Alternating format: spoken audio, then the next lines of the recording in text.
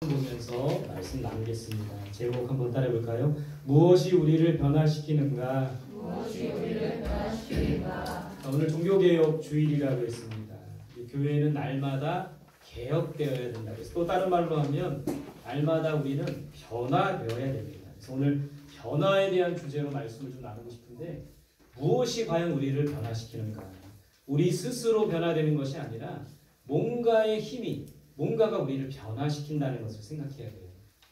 지난주에 제가 월요일, 화요일 세미나에 다녀왔습니다. 서울에 있는 모 교회에서 주최한 세미나인데 수많은 사람들이 모여가지고 예배드리고 말씀을 듣고 강의를 듣고 귀한 시간이었어요. 이 세미나의 주제가 이런 주제예요. 부흥의 첫걸음, 온전한 제자의 삶.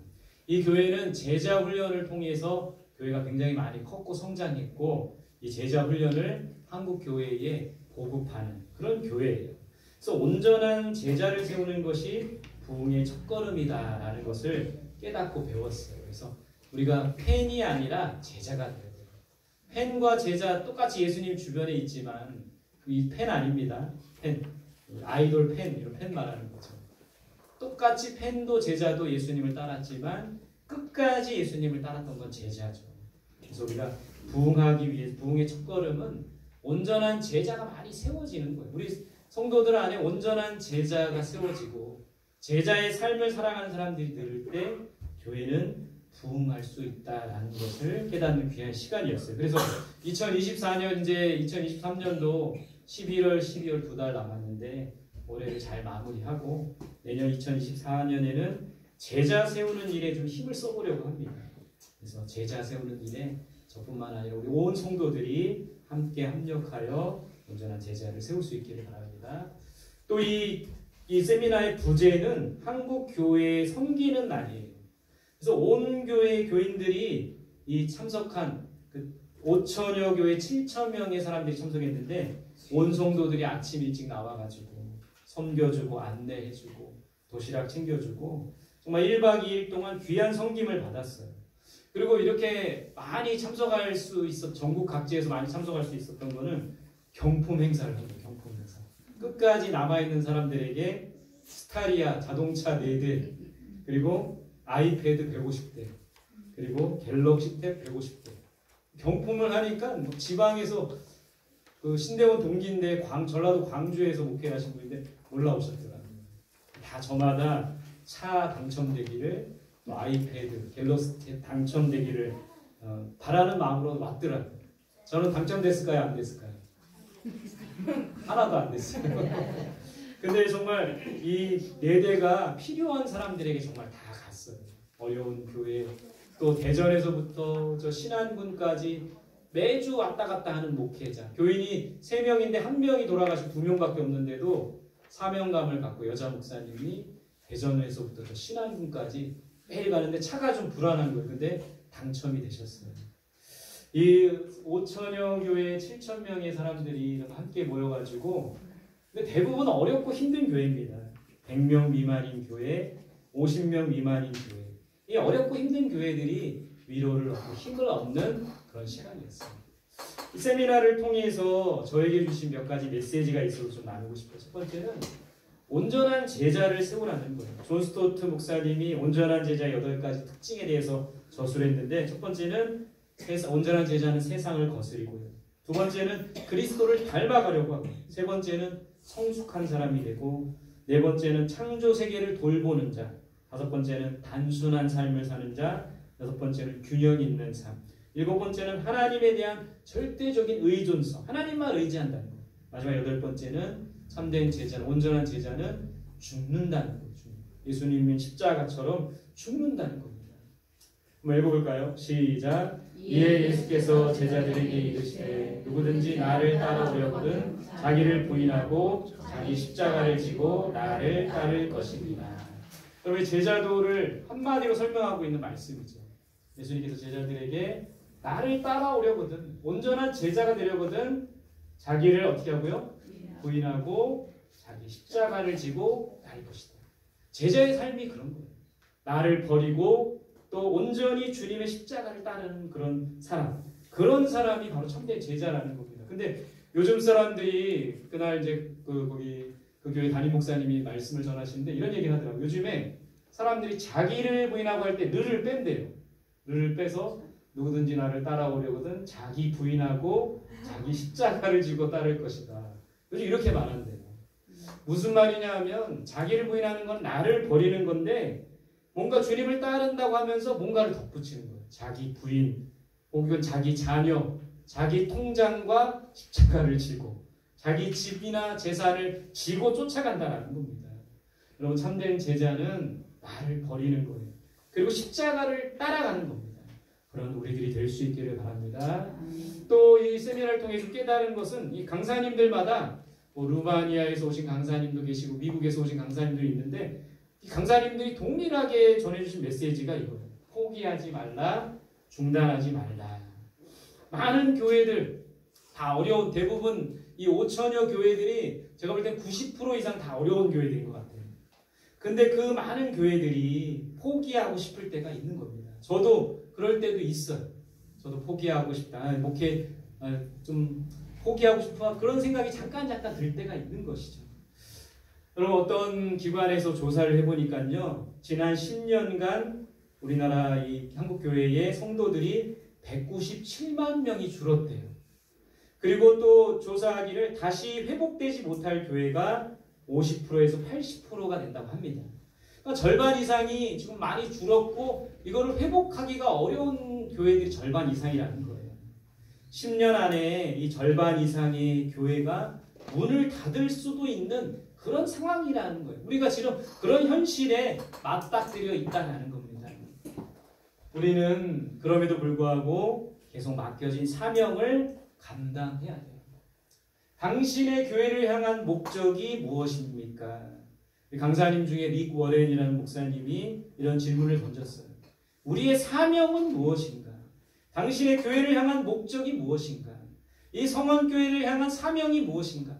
또 이 성원교회 성도들 한 사람 한 사람을 통한 사명이 무엇인가?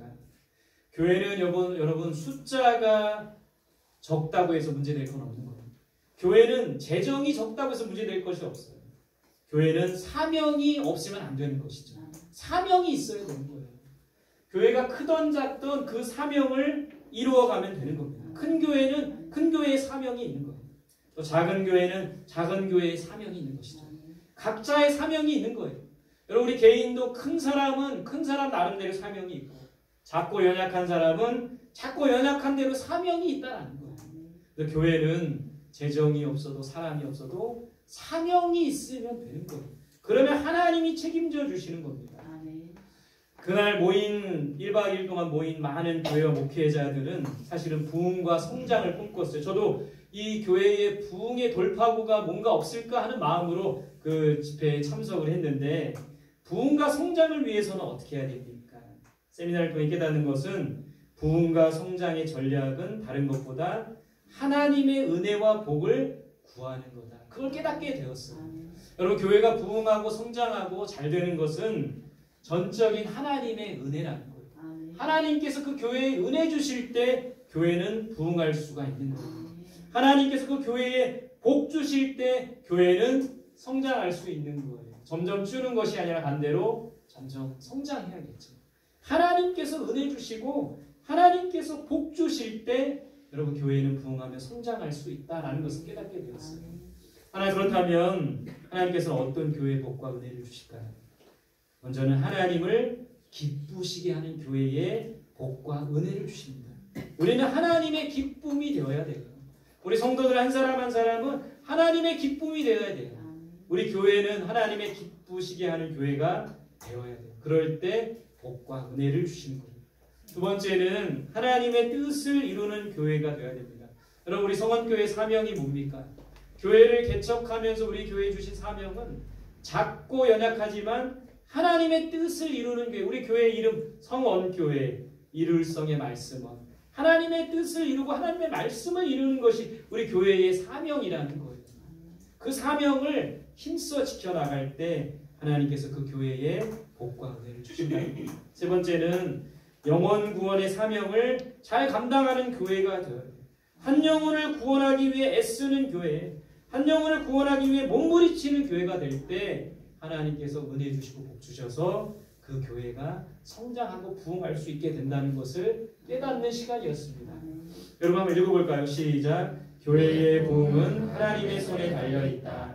하나님께서 복과 은혜를 주셔야 한다. 여러분 정말 우리 교회가 더욱 부흥하고 성장하기를 원하신다면 여러분들은 이 교회가 더 부흥하며 성장하기를 원하십니까? 그렇다면 우리는 하나님의 복과 은혜를 구해야 되는 거예요.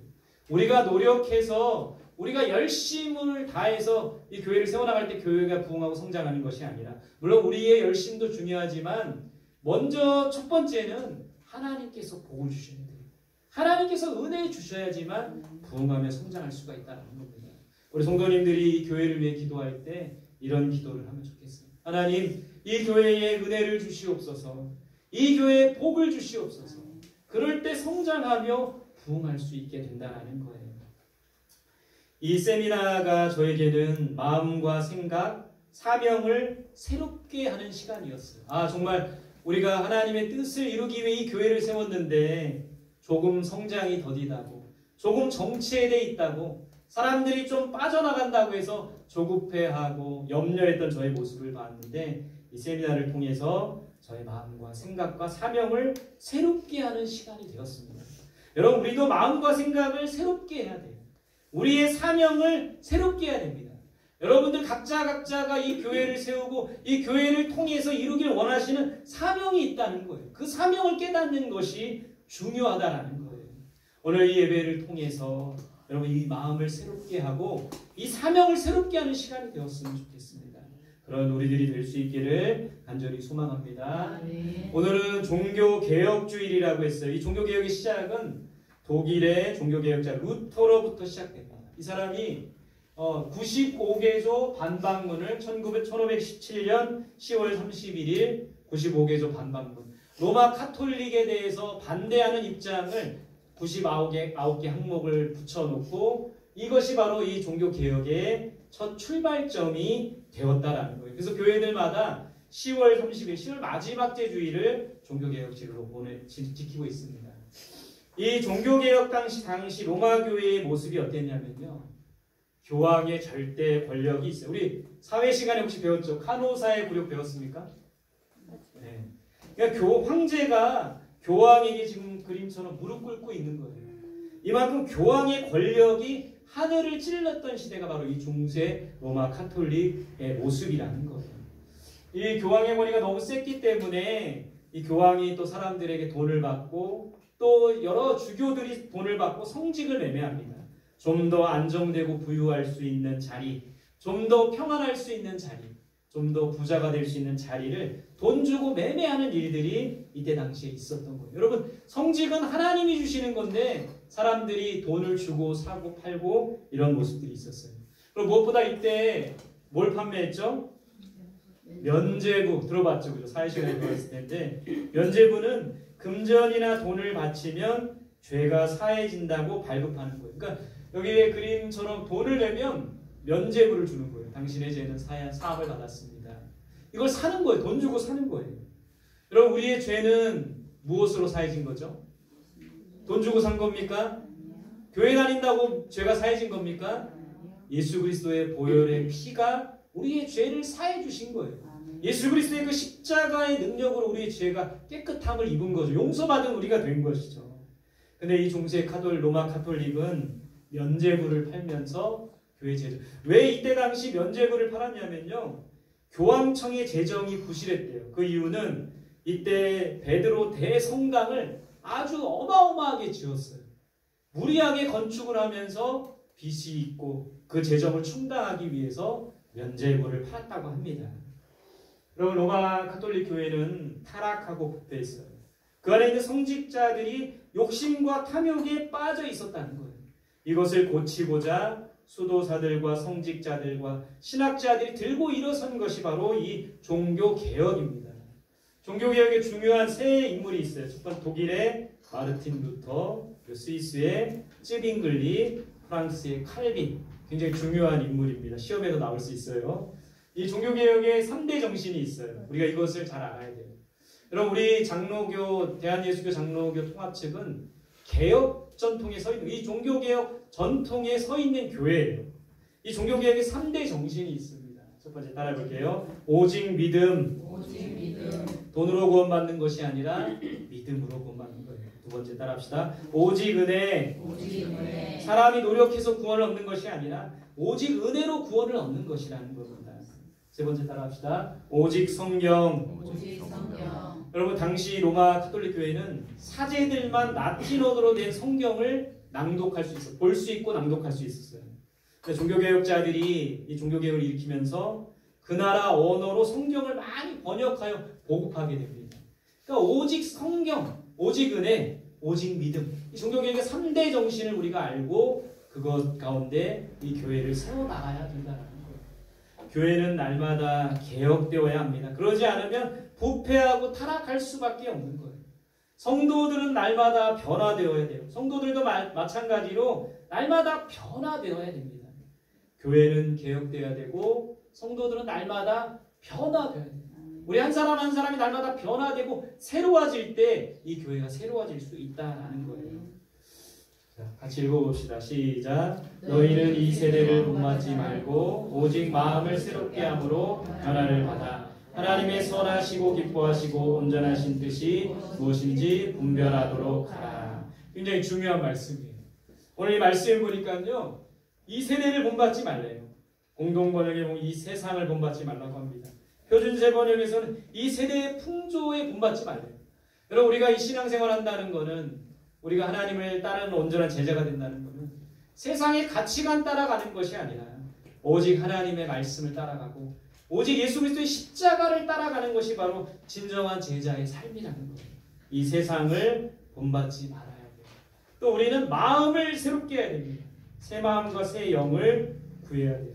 변화를 받으라고 합니다. 변화하는 것이 아니라 변화를 받아야 돼요. 변화는 내가 하는 것이 아니라 변화를 받는 거예요. 변화시키는 주체가 있다는 것이죠. 로마서 12장 2절에서는 또 하나님의 뜻을 분별해야 된다고 했어요. 여러분 하나님의 뜻은 우리가 하나님께 기도하면 세 가지로 응답해 주세요. 예스, 그래, 내가 너의 기도를 응답하겠다.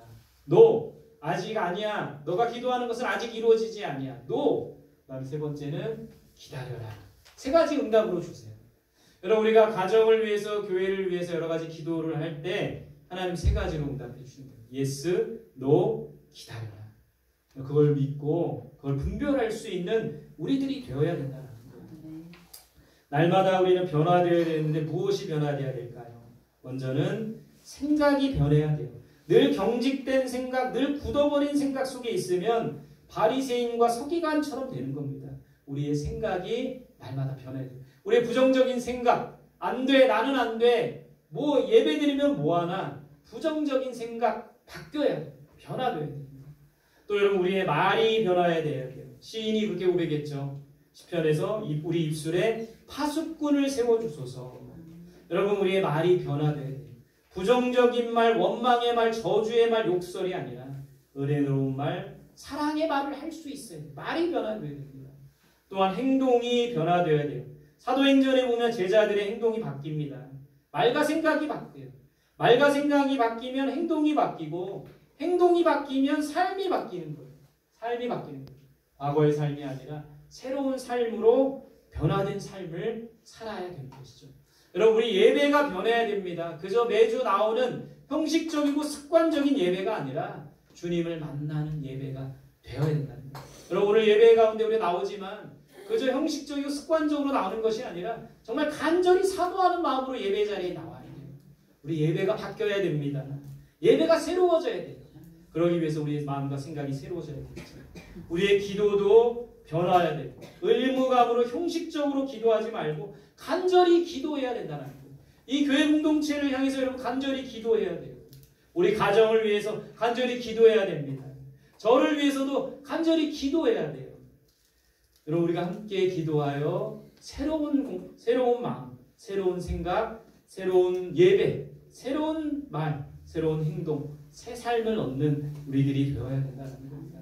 내가 나를 변화시키는 것이 아니라 내가 나를 개혁시키는 것이 아니라 무엇이 우리를 변화시키죠? 하나님께서 변화시켜요. 삭개오를 변화시키신 예수님, 우리도 하나님께서 변화시켜 주셔야 된다라는 것이죠. 또 무엇이 변화시킵니까? 말씀이 변화시켜요. 이 그림은 엠마오로 가는, 성경에 보면 엠마오로 가는 두 제자 예수님께서 옆에 함께 가시죠. 이 제자들은 절망과 포기, 두려움 속에 있었어요. 스승인 예수님이 돌아가셨기 때문에, 십자가에 죽으셨기 때문에 절망하며 포기하며 두려움 가운데 있었는데 예수님께서 같이 걸으면서 성경을 알려주신 거예요. 그들의 눈이 뜨여지고 성경 말씀을 깨달을 때 이들이 변화되고 다시 돌아가게 되는 일들이 있었던 거예요. 말씀이 우리를 변화시킵니다. 성령께서 우리를 변화시켜요. 사도행전에서 이 성령 강림 사건 이후에 제자들이 완전히 변화되죠. 두려움과 절망 가운데 있던 자들이 복음을 외치고 나가서 기적을 일으키고 변화된 삶을 살았던 것은 성령께서 변화시켰기 때문입니다. 같이 봅시다. 시작. 내 말과 내 전도함이 설득력 있는 지혜의 말로 하지 아니하고 다만 성령의 나타나심과 능력으로 하여. 성령의 능력으로 모든 것을 해야 합니다. 전도도 성령의 능력으로, 예배도 성령의 능력으로, 설교도 성령의 능력으로, 공부도 성령의 능력으로, 모든 직장생활도 성령의 능력으로 행할 때 변화될 수가 있는 거예요.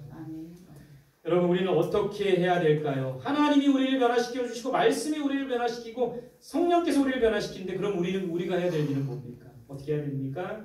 하나님을 믿고 따라야겠죠. 하나님께서 우리를 변화시키시기 때문에 하나님만 믿고 따라야 돼요. 두 번째는 말씀을 붙들고 살아야 합니다. 말씀이 우리를 변화시키기에, 여러분, 이 종교개혁의 시발점이 되었던 루터도 말씀을 읽다가 변화된 거예요. 오직 의인은 믿음으로 말미암아 살리라. 전에 이 루터는 자기가 노력해서 구원받는 줄 알았어요. 그래서 수도원의 그 수많은 계단을 무릎으로 기어서 올라가는 고행 수련을 했는데도 정말 이 구원에 대한 확신이 없었는데 성경을 읽다가 말씀을 깨닫게 된 거예요. 우리가 말씀을 붙들고 살 때 변화될 수가 있는 겁니다. 성령 충만해야 돼요. 성령께서 나를 변화시키는 겁니다. 성령께서 이 교회를 변화시키는 거예요. 성령 충만할 때 변화될 수가 있습니다. 마지막 결론입니다. 오늘 종교개혁주의를 맞이해서 교회와 성도는 어떤 모습이어야 합니까? 첫 번째 따라합시다. 날마다 새로워져야 한다. 날마다 새로워져야 한다. 우리의 생각이, 우리의 마음이, 우리의 영이 새로워져야 돼요.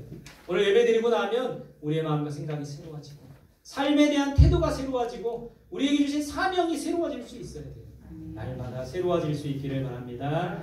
두 번째 따라합시다. 날마다 개혁되어야 한다. 날마다 개혁되어야 한다. 나를 고쳐야 돼요. 나 잘하고 있다만 생각하지 말고 내가 고쳐야 될 말과 행동이 뭔지, 내가 예배 가운데 고쳐야 될 모습은 뭔지, 내가 하나님 앞에 기도해야 되는 삶을 고쳐야 될 게 뭔지 날마다 우리를 돌아보고 개혁할 수가 있어야 돼요. 우리 교회와 성도는 날마다 개혁되어야 합니다. 세 번째 따라합시다. 날마다 변화되어야 한다. 비슷한 말일 수 있어요. 개혁, 변화 비슷한 말일 수 있는데 변화되어야 됩니다. 이 개혁과 변화의 주체는 내가 아니라, 내가 나를 변화시키고 내가 이 교회를 변화시키는 것이 아니라 하나님께서, 말씀이 이 교회를, 성령께서 이 교회를 변화시킨다는 거예요. 날마다 변화되는 우리 모든 성도들이 되시기를 간절히 소망합니다. 아멘. 퀴즈입니다.